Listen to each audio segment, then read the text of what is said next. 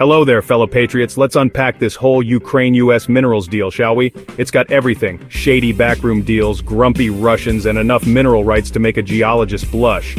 Basically, Ukraine and the US signed a deal. This deal lets the US get first dibs on new Ukrainian minerals. We're talking lithium, titanium, all the good stuff. Oh, and the US will also help rebuild Ukraine. You know, after all the renovations it's gone through. Sounds simple, right? Well, this is international diplomacy, folks. Nothing is ever simple. Think of it like this. Ukraine's the friend who just got out of a really messy breakup with Russia. The US, being the supportive friend, is now swooping in with a shoulder to cry on and a business proposition. Medvedev's meltdown. Is Ukraine paying protection money with dirt? Now, enter Dmitry Medvedev, Russia's resident grumpy grandpa and former president. He's about as thrilled with this deal as a cat in a bathtub full of hairballs. Medvedev sees this whole thing as Ukraine basically paying the US for military aid with its natural resources.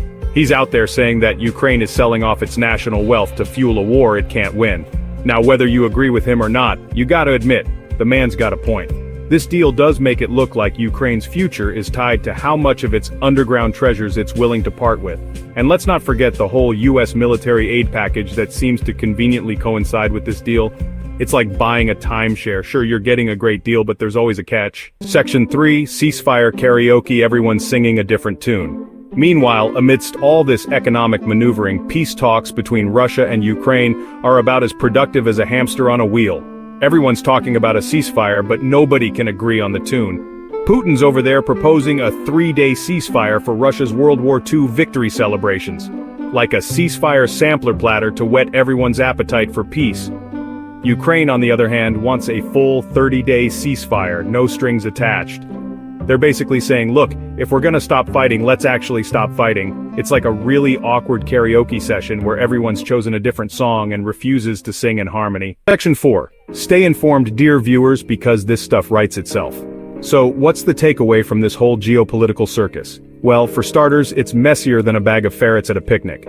But more importantly, it shows how quickly international alliances can shift and how economic interests can muddy the waters of war and peace. As for Medvedev, well, he's gone full-blown anti-West since the war started. Which, to be fair, is a pretty common reaction when your country invades another country and the global community decides you're the bad guy. But that's enough from me for now. Stay informed, dear viewers, because this whole situation is far from over. And frankly, with each passing day, it gets more and more ridiculous. We'll be back next week, hopefully with slightly less depressing news.